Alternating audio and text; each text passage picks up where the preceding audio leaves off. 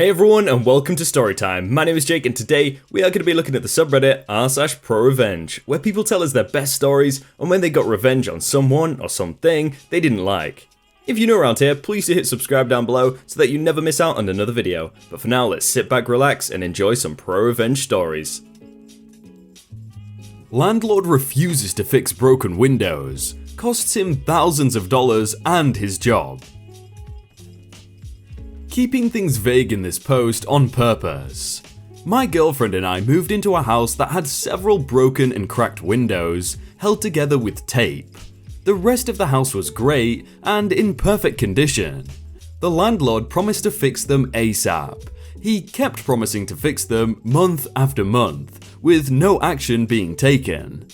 After 6 months, I began recording his phone calls, and had recorded him threatening to have us evicted if we got a lawyer, which is highly illegal in my state. Landlord cannot retaliate against a tenant for getting a lawyer. So we got a lawyer and provided him with the recordings and pictures of the windows. We also contacted the City Code Enforcement Department and reported some minor code violations that we noticed throughout the house. At this time, I worked for a medium-sized payroll and corporate compliance company who happened to do the payroll for the company that my landlord was the president of. Because of this, I could see exactly which laws he was breaking due to state and federal human resource and labor law regulations. For example, he did not have a company handbook, labor board posters displayed, and didn't have various federal compliance reporting measures in place. Being in the industry, I knew the minimum fines for the slew of violations his company had would be about $730,000, due to the length of time they had been operating without these requirements in place for his business. So I reported his company to the appropriate regulatory committees, knowing perfectly well that when stuff hit the fan, they would look to him for answers. I didn't hear anything regarding his company violations for some time, while the legal negotiations continued between my lawyer and his. In the meantime, the code department issued a $10,000 fine for the code violations, including the windows, and required him to fix the windows.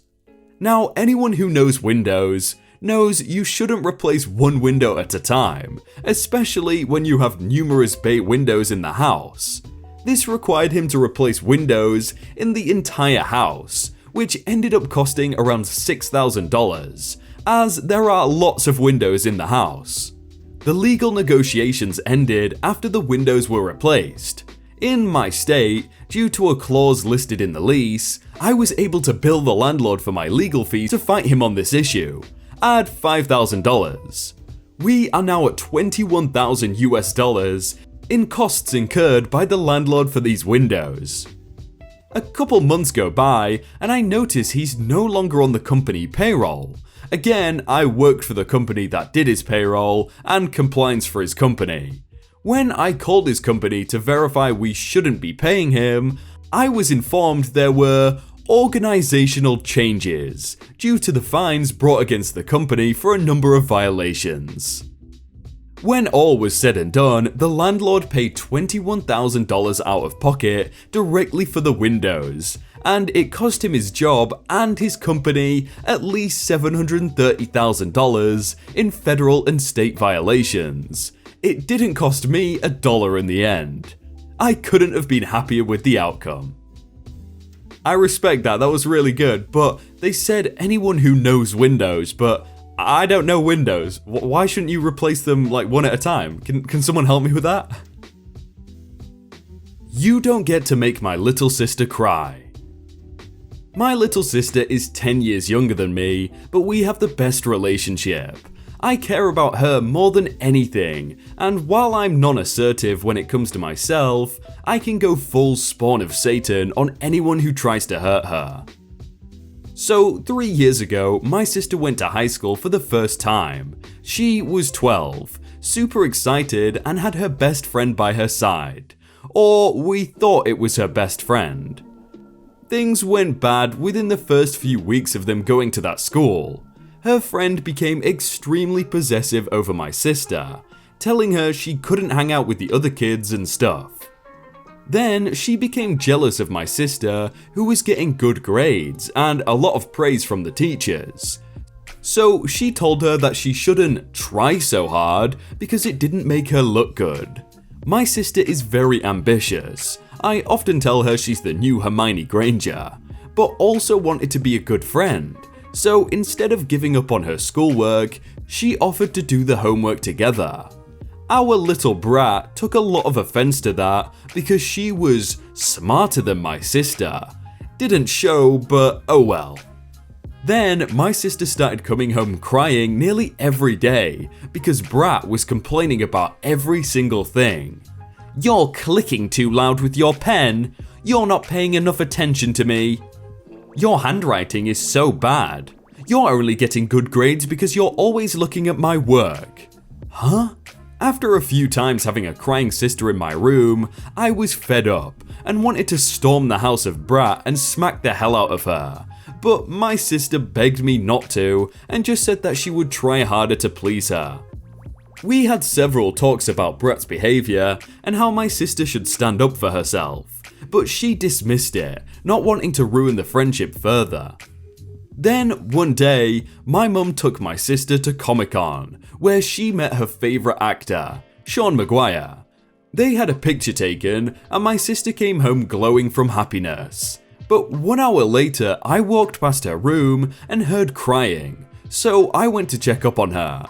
She was holding her phone and showed me the reason. She had sent Brat a text about meeting Sean, and Brat accused my 12-year-old sister of getting around for hugging an adult stranger and taking a picture of it. While scrolling through their conversations, I found a lot more stuff. She had called my sister ugly, stupid, and said other demeaning stuff like, "Oh, you're not special at all, no matter what someone tells you." But I also noticed that each conversation ended with Brat begging my sister to not tell our mother. Once again, I wanted to grab my bike and go to her place, but my sister became hysterical and we ended up talking the entire night about getting out of this friendship, with no result. However, I was out for blood, knowing what Brat was doing to her and determined to get back at her. I sat down that same night and just googled her name. Her YouTube account started showing up at various videos, and I couldn't believe some of the stuff she was commenting. Brat told several popular YouTubers in our country that she had terminal cancer and was lying in the hospital for 3 months. This filled me even more with rage, having actually lost my best friend at the age of 12 to cancer. This stuff is not something you can use to get a reply from a YouTuber, and I was disgusted beyond words. I took screenshots of everything and showed my sister what I had found the next day, and she was stunned, but once again chose to ignore it. Several months passed and somehow my sister actually stood up for herself and ended her friendship with Brat. However, they were still classmates and would sit next to each other, and even though they were not friends anymore, Brat continued to try make my sister's life as miserable as she possibly could. I got curious and once again googled her name, and bingo. This time the story was that she was attacked at a very young age and was now the mother of a child. I took the screenshots and tried to convince my mother that she had to talk to Brat's mother. My mum, already having a troubled relationship with Brat's mum, thought about it but decided not to. She did tell me to save all the screenshots. I didn't really hear about Brat for a while, but then my sister approached me and told me that she had googled Brat herself, and the newest story was that she was having anorexia. However, Brat took it one step further this time and wrote an anonymous story to the newspaper of the school telling them about her anorexia, how she was on the verge of dying, but that she was a fighter and had found her inner strength to battle her mental illness. Once again, it was all a lie, and she wrote it in such a way that it was obvious that she was the anonymous one. I was done with this kid, and although it felt wrong to have a personal vendetta against a 15-year-old, I was also determined to have some sort of revenge for all the stuff she told my sister. And then the perfect opportunity came. You see, all the kids at that school have to do some sort of internship at a local company for 2 weeks, and Brat had applied to a local Christian store, but was turned down. She told a few of her friends that the company had told her that they didn't do those kind of internships due to the short amount of time, but Brat told her mother a different story, that she was turned down because she was a Muslim. Mother Dearest then went to the local newspaper and they actually did an item on it. My sister came running to my room when the article was published online and showed me the Facebook page of the newspaper, where the company was accused of being racist. There were a lot of comments with people being angry and saying they would boycott the place. Her mum actually responded to a lot of those comments. Then I read one that started with, "This poor innocent girl." Poor innocent girl? Trust me, my sister and I had the biggest smile on our face as we hit send with several of the screenshots I had saved over the years that showed Brat's true personality. A lot of the commenters turned around and the reputation of that company was somewhat restored, but that wasn't why I did it. This girl was tearing down everything and everyone that crossed paths with her. And if her worst thing was her mum finding out, then I'd make sure that not just her mum knew, but everyone in her local town. Her mum never contacted our family, and an apology never came. I left the screenshots up for 24 hours and then deleted them. We noticed that all of Brat's social media got deleted, which she wasn't allowed to have in the first place. And through other friends, my sister found out that she's grounded for the entire summer, with no phone or access to the internet. Also, Brat's boyfriend broke up with her after hearing the lies she told, and how she would treat other people. A few weeks ago, the school handed out report cards in front of the students and their family, and Brat and her mum didn't dare to look our way. My sister got praised by the teachers in front of 300 people for her extremely good grades, and Brat started crying hearing it. As happy as I am that Brat finally got some karma, I do hope her parents will take her to therapy or something. As for my sister, she's much happier, although her self-confidence is sometimes a little shaky from her time with Brat, but I'm sure she will slowly discover that she's an amazing, special person, no matter what anyone tells her. Wow, that friend was definitely a psychopath or something. Yeah, she definitely needs some therapy. Collie gets a bit full of himself. Enjoy making a fool of yourself. So, a bit of a backstory. I'd been at my current job for about a year back then. We handle finances for big and small companies alike, and I enjoyed it immensely. Think of us as kind of an economic mercenary group. You need help, you put in a call and get help. Simple as that. Anyway, starting there, I quickly made friends with two other workers. Let's call them Bert and Ernie. Bert had been there for 3 years when this story takes place, and was a great employee. Always on time, staying late if needed, and asking if anyone needed help without prompting when he had the time over. Stressing what a great guy he is because he's the victim of this story. Ernie had been there just a few months longer than me, and was a similarly great and funny guy, though he wasn't as punctual. Now, a month or so before the revenge, Bert had landed us an extension with one of our biggest clients for his great work, and even gotten one of the sister companies to sign up. Needless to say, this was a big deal, and everyone from managers to the vice president was praising him. This sadly got a bit to his head. He got cocky. He was still the same helpful guy as always, but he went from, "Hey bro, should I help you out?" to, "Ah, dear peasant, allow me, Lord Bert of Economica, to assist thee in thine labours." I'm not exaggerating. Anyway, we needed him to take down a peg, and me and Ernie hatched an idea. See, I realized that Bert had never met my girlfriend. He knew I had one and we'd been together for 5 or 6 years, but he'd never seen her face, and so I set our plan in action. I went to my girlfriend, explained the situation, and told her my plan. Basically, she and her friend, let's call her Abby, would just need to go out drinking that Friday at a very specific pub. That Friday, I asked Bert and Ernie after work, hey, let's go to very specific pub, grab a few drinks. Both of them, singles at the time, drinking was likely something they'd have done anyway, might as well do it with friends. A few hours later, we're a few drinks in and starting to get tipsy. I get a message from my girlfriend, pigeons have left the nest. A few minutes later, a second one arrives. Pigeons arriving at second nest within 5. I cannot tell you how happy I am she used codes without any prior planning. Best girlfriend ever. This was my cue, and I started bragging to my friends, basically explaining how easy it was to pick up a girl, and all my tricks, and how if they used them, they wouldn't be singles for long.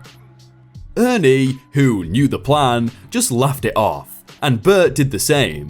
Seeing my girlfriend and Abby walk in, I say, tell you what, I bet the next round I can make that girl, points to my girlfriend, make out with me within 3 minutes of talking. As expected, Bert takes the bait without any prompting. Sure, I'll even push it to the next 3 rounds. No way you can do that. Ernie gasps as in shock of Bert's bravery. I just smirk and walk over to the girls, talk to them for a minute, and after making sure the guys have a clear view from the other side of the bar, I grab my girlfriend's waist and get to it. I return a few minutes later with some ruffled hair and can't help but chuckle at Bert's gaping mouth. He grumbles something about natural charms but keeps his promise. A few drinks later, I get another text. I explain everything to Abby. She had an idea for a second bet. Tell me more. How about you hook up with both of us and leave? I've never texted a thumbs up so fast in my life, and started priming Bert to take another bet, essentially bragging about how easy it is to make women putty in your hands if you just know the trick. He's grumpy and a little drunk, and I can tell he'll agree to any bet I make now. Tell you what, I bet that I can take both of those girls home with me right now without any struggles. I see that Bert is tempted, but wary of me. What's the wager? If I can't do it, then I'll do the entire presentation on Tuesday. Deal! Basically, this was an end-of-year presentation, going through the contracts we'd gotten through the year and reviewing company income and costs. Me, Bert and Ernie had been assigned to do this together, and with it being an hour-and-a-half long presentation at the least, 3 people talking would be the best for everyone. However, this is when Ernie made an already sweet deal even sweeter. Wait, this doesn't seem fair to me. I think we need to give Bert something more in case he loses. Bert looks at him cautiously. What did you have in mind? And honestly, I'm pretty sure I owe Ernie a kidney for this. I will be forever grateful to him for this. Do you still have your Elvis outfit from last Halloween? Yes. And so it was decided, after some prompting, that Bert would do the entire presentation dressed as Elvis in case he lost. FYI, this was sparkly Elvis. Elvis with hair and white shiny suits. None of that sexy OG Elvis. Long story short, I went up to the girls, tapped on their shoulders where they were standing at the bar, and after a few seconds of seduction, I left with one of them on each arm. 5 minutes later, I get a text from Ernie, showing Bert's face of, what have I done? The girls and I went to another bar a few blocks away, and then went back home to separate apartments at the end of the night. That Monday, I reminded Bert of his promise, and he reluctantly explained that he'd spent all Sunday getting the suit ready. Tuesday was hands down the best day of my life. We'd already warned our manager of the change in schedule and who'd be making the presentation, and he laughed, but I don't think he quite believed us at the time. Bert enters the presentation, held in front of our entire department of 50 plus people he sees on a daily basis, is about to begin dressed in full Elvis suit and wig, and starts the presentation. Everyone, including me and Ernie, was laughing so hard for the first 10 minutes he couldn't get in a word and just stood there waiting for them to stop. The best part though, he did the voice. Once the laughter died down and he could do the presentation properly, he apparently thought, screw it, and went full Elvis. People were chuckling all throughout the presentation. It was a mess. After that chaotic event, he was seen in an even better light than before. People appreciated his bravery and sense of humor. When we told him the truth behind the bets a few months later, he laughed and smacked us on the back, telling us he'd get us back. Though that's a story for another day. That's like the first wholesome revenge story we've had in ages. I love those stories. We need more wholesome ones. Hey everyone, I hope you all had a really good day and that you enjoyed that video. If you want to check out some other videos, then click on screen right now or check out the playlist down below. If you enjoyed that video, then please do leave a like. And if you want to submit your own stories, then you can do so by joining the Discord in the top link in the description. But thank you so much for watching, and I will see you very soon.